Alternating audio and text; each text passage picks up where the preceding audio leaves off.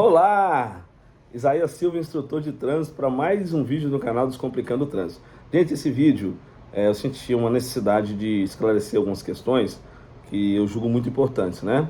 Porque às vezes a pessoa recém-habilitada pega o veículo, coloca na rua e ela não sabe nem que ela precisa ter os documentos ou quais são os documentos que ela precisa aportar na direção. Então, às vezes não, com certeza fala-se nos cursos, tá? A plataforma do CNH do Brasil com certeza tem essa informação, porém eu vi um estudioso uma vez falando sobre a questão dos 5%, que não existe nem nada comprovado, não tem nenhum estudo sobre isso aí, mas essa regrinha dos 5% ela acaba acontecendo, né? Tudo que você ouve, tudo que você aprende, apenas 5% você acaba retendo, né? Tudo que você vê durante o dia, você acaba retendo apenas 5%. Então, não tem estudo comprovado, mas ele falava isso aí e eu achei interessante essa colocação dele e eu estou usando aqui também no vídeo. Não vou citar o autor porque eu não vou lembrar agora, tem tempo que eu vi, tá? Mas o que eu queria falar para vocês hoje é sobre os documentos de porte obrigatório, tá? Eu já falei em outros vídeos, mas eu quero agora especificamente abordar essa temática. E aí nós temos a autorização, os documentos de habilitação do condutor, tá, gente? Documentos que o condutor pode ter ou precisa ter para conduzir um veículo automotor ou elétrico em via pública. ACC, que é a autorização para conduzir ciclomotores, não é uma categoria de habilitação, tá? Mas é uma autorização, né? E a pessoa que tem essa autorização, ela pode conduzir veículos, né, de até 50 cilindradas, beleza, gente? Até 50 cilindradas. E aí, geralmente essa ACC, ela está muito atrelada a veículos de duas rodas, tá? As ACCs, os veículos de ACC geralmente estão muito juntos, vinculados, né, a veículos de duas rodas. E aí, a pessoa pensa assim, já que eu tenho ACC, eu posso pilotar moto. Não pode. Não pode pilotar moto, somente até 50 cilindradas, beleza? É um ciclomotor. E aí, a moto, carteira categoria A. Categoria A, veículo de duas ou três rodas, com sem carro lateral, então, a sua CNH pode ser na categoria A, ou ela pode ser na categoria B, né? Pode ser também categoria AB. Ela pode ser também categoria B mais ACC, ou ACC mais categoria B, beleza? Mas o que eu queria falar aqui para vocês é o seguinte: se você tem ACC, somente ciclomotores. Se você só tem categoria A, motos, tá? Vou falar assim para ficar melhor, motocicleta e motoneta. Vamos falar moto e mobilete. Vamos pensar em mobilete para você entender que é um veículo de até 50 cilindradas. Então vamos lá. Se você tem categoria A, você pode motocicletas, motonetas e ciclomotores. Se você tem categoria B, veículo, né, de até 3.500 quilos, tá, gente? Com até 8 lugares excluídos do motorista, categoria B. Então você vai precisar ter um desses documentos quando você estiver na direção. E esse documento tem que estar de acordo com o veículo que você está dirigindo ou pilotando, conduzindo. O documento de habilitação tem que ter respaldo para você conduzir o veículo que você está, tá? Não é qualquer habilitação que você vai pegar qualquer veículo, não. Por exemplo, eu tenho categoria B de bola. Eu não posso pegar um veículo acima de 8 lugares, categoria D de dado, certo? Então, para eu conduzir em via pública, eu vou precisar ter uma categoria de habilitação ou uma autorização para conduzir ciclomotores. Então, mas sempre compatível, né, com o veículo que eu estou conduzindo. Mais o que? Então você vai precisar ter um documento de habilitação. Em segundo lugar, você vai precisar ter o licenciamento do veículo. O CLA, quando é uma versão que você imprime, né?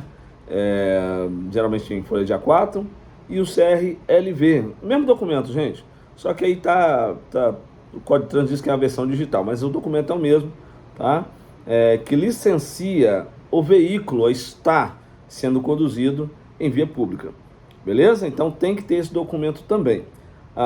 Então aqui no Brasil e outros países também deve ter. Temos a forma digital desses documentos, né? Tanto da CNH, né? A sua habilitação, quanto do licenciamento do veículo. Temos a versão digital.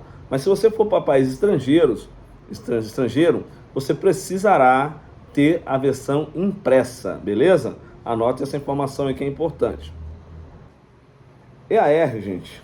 O EAR é uma sigla que é colocada aí na CNH, né, de quem possui, né, que o autoriza a conduzir, a usar a CNH de forma profissional. Eu quero ser entregador de iFood, tem que ter EAR.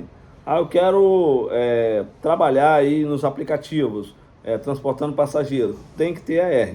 Eu vou transportar carga, passageiros, tem que ter EAR. Exerce atividade remunerada. Você ganha dinheiro com a sua carteira. Então, exerce atividade remunerada, é o EAR. Né? E quem dá essa assinatura para que você o tenha é o pessoal da clínica. Tá? Então, você faz uma avaliação psicológica e, a partir daí, né, o profissional que te atende ali, né, que tem autorização, psicólogo no caso, ele vai dizer se você pode ou não ter EAR. Então, ele coloca na sua CNH e você vai trabalhar, né, utilizar a sua CNH para fins de trabalho, né, trabalho remunerado. Normalmente você solicita no início do processo, tá? Mas se você não fez essa solicitação, ou se na época você achou que não precisaria, ou que não precisava, né? Aí você vai precisar procurar novamente a clínica, né? Uma clínica credenciada do Detran, do seu estado, e você vai pedir a inclusão de EAR. Obviamente você vai ser submetido ao exame psicológico, e a partir daí, havendo a autorização do profissional, você terá EAR na sua carteira. Então vai ter que ser emitida uma nova CNH para você. E aí vai vir uma nova data de vencimento também, uma nova data de validade para a sua CNH após passar por esse exame. E aí você vai ter EAR na sua habilitação. Você pode também fazer isso quando vai mudar de categoria. E você pode pedir a qualquer momento. Acabei de renovar a minha CNH, tá bonitinha. Rapaz, mas eu esqueci que eu preciso trabalhar com esse negócio.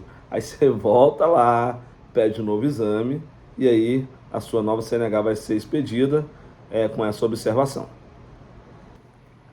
Voltando a falar do licenciamento, tá? Ele é anual, né? Você precisa saber isso e cai na prova muito isso aí, tá? Ele é anual, por isso que chama CLA, Certificado de Licenciamento Anual, tá? Para você obter esse CLA, você precisará estar em dias, tá, gente? Com todas as suas pendências, tá? Tributos e multas de trânsito e ambientais, tá? E entre outros aqui eu cito o IPVA, né? Imposto sobre Propriedade do Veículo Automotor, e o seguro SPVAT, tá? Que nós falaremos um pouquinho dele daqui a pouquinho.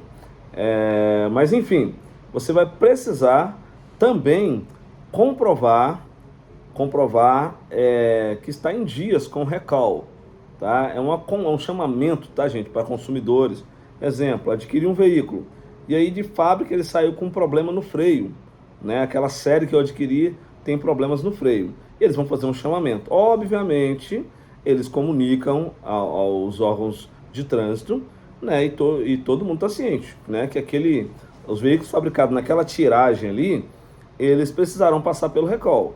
E se você adquirir o veículo daquela tiragem e não passou pelo recall, você não vai ter o direito ao licenciamento.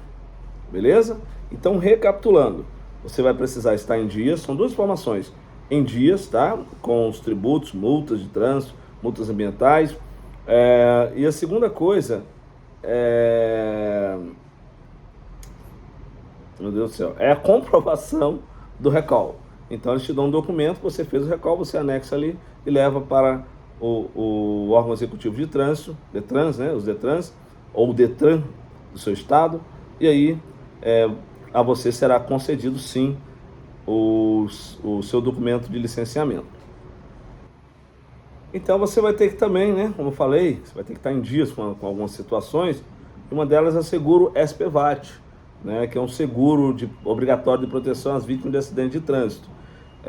Você tem que pagar, né, E esse seguro, ele serve para indenizar as vítimas de danos pessoais causados por veículos automotores em vias terrestres, né? Quem acompanha o canal sabe que o trânsito, o CTB, ele rege o trânsito em vias terrestres, beleza? Mas o que nós temos aqui para falar? Então, a indenização por morte, invalidez permanente, total, parcial, reembolso de despesas com assistência médica, mais o que? Fisioterapia, enfim, tudo que envolve acidente de trânsito ali, a pessoa teve um prejuízo, né, financeiro em decorrência disso, então o DPVAT ele cobre, tá, gente? Não estou dizendo que você bater o carro, vai ficar no hotel, que o DPVAT vai pagar a hospedagem para você, não, tá? Então, trata-se de... E nem te dá um outro veículo, tá, gente? Então, o DPVAT, ele vai tratar pessoas. O cara não precisa nem ter carro, ele só foi atropelado, ele vai recorrer, vai pedir, né, alguma coisa ali desse DPVAT, com certeza ele tem dinheiro. Se ele foi lesionado, ele tem direito a receber algo aí do seguro DPVAT, tá? Mas infelizmente, a última vez que eu vi, tem tempo, tá? Talvez uns 12 anos, o valor máximo de indenização chegava a 13.500, tá? Isso quando havia óbito. Então, imagina, você perdeu a vida, nada paga, tá, gente? Mas aí você, em troca disso, vai receber R$3.500, né? Parte disso eu creio que já vai para despesas funerárias, enfim, não vamos nem pensar nisso, tá bom? Mas por hoje é isso que eu queria falar para vocês. Vocês precisarão dessas informações aí para colocar o veículo em via pública, e isso é muito útil, eu julgo assim. Até mais, até o próximo vídeo.